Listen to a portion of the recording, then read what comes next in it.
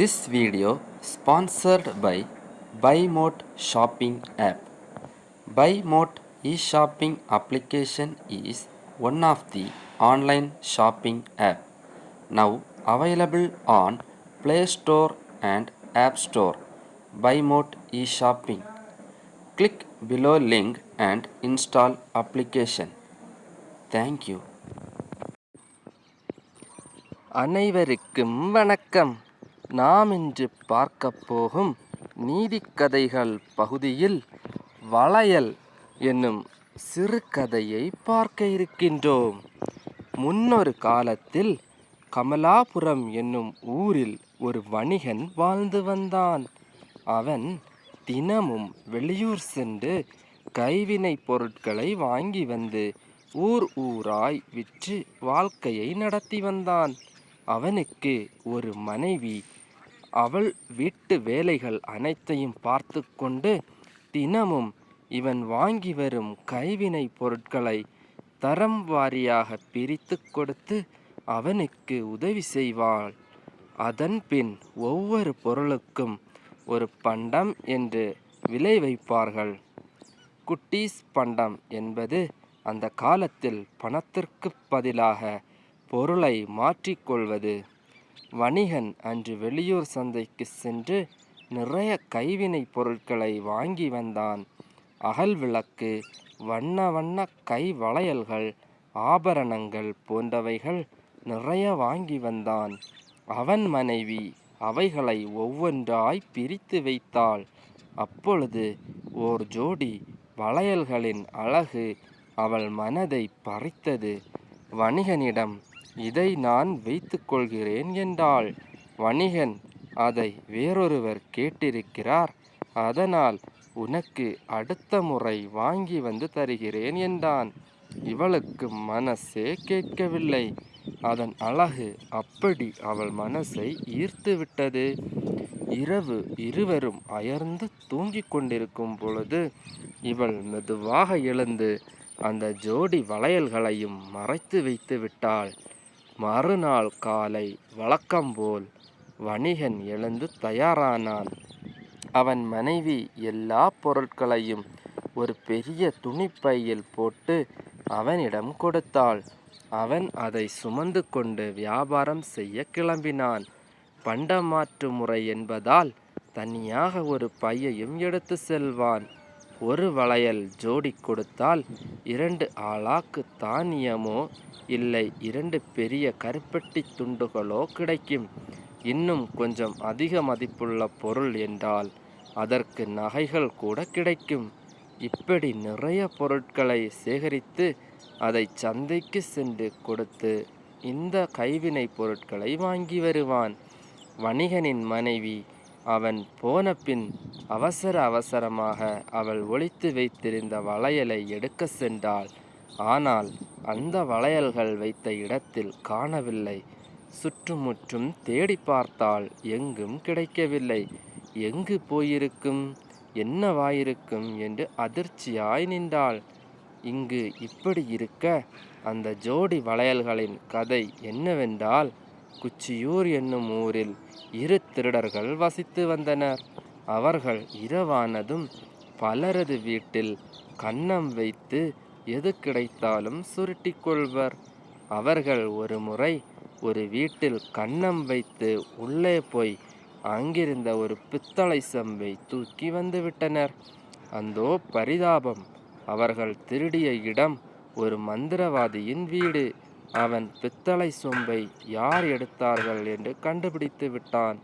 அவர்களுக்கு தண்டனை கொடுக்க வேண்டும் என்று முடிவு செய்து அவர்கள் வளையலாய் ஆகிவிடுவார்கள் என்று மந்திரம் போட்டு விட்டான். இதை அறிந்த திருடர்கள் ஐயோவென்று அந்த மந்திரவாதியிடம் ஓடி பித்தளை சொம்பை கொடுத்துவிட்டு மன்னிப்பு கேட்டார்கள். இவர்களின் கெஞ்சலை பார்த்த மந்திரவாதி, சரி, நீங்கள் இரவு மட்டும் மனிதர்களாகவும் பகலில் வளையல்களாகவும் இருப்பீர்கள். வளையல்களாக உங்களை பார்த்தவுடனே அதன் அழகில் மயங்கி எடுத்து கொள்ள வேண்டும் என்று யாராவது ஒளித்து வைத்தால் அன்று உங்களுக்கு முழு உருவம் கிடைத்துவிடும் என்று விமோசனம் சொன்னார்.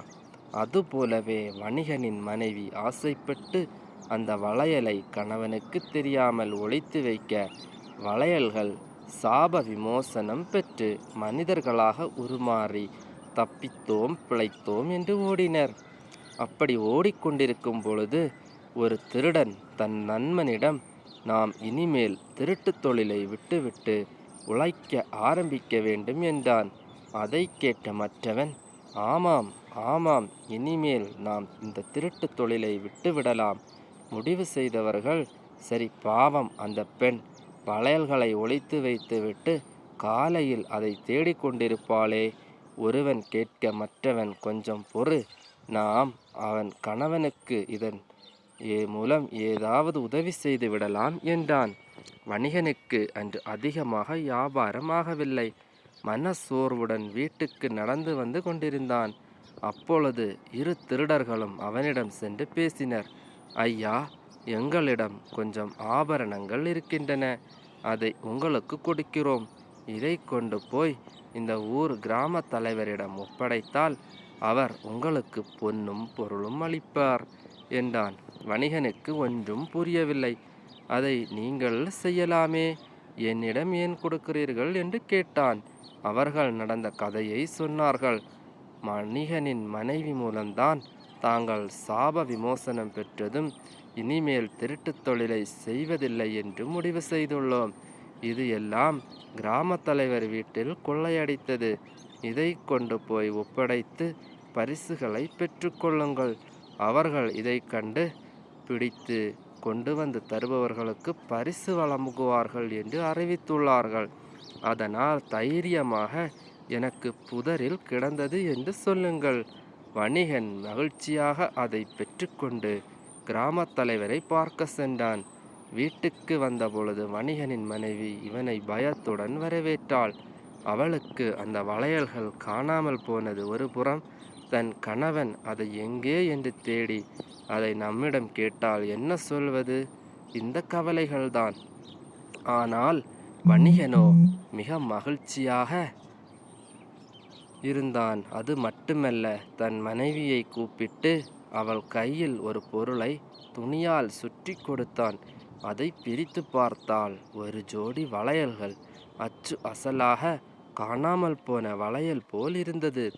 கேள்விக்குறியுடன் கணவனை பார்க்க அவன் நடந்த அனைத்தையும் சொல்லி, கிடைத்த பரிசு பொருளில் உனக்கு பிடித்த வளையல்களையும் வாங்கி வந்தேன் என்றான்.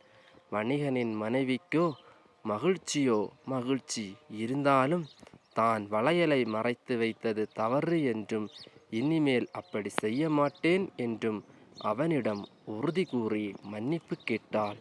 இந்த சிறுகதை உங்களுக்கு பிடிச்சிருந்தா இந்த சேனலை மறக்காம சப்ஸ்கிரைப் பண்ணுங்க. நன்றி. This video sponsored by BuyMote shopping app.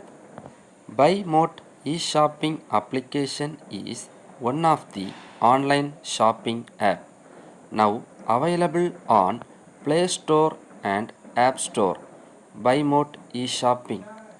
Click below link and install application. Thank you.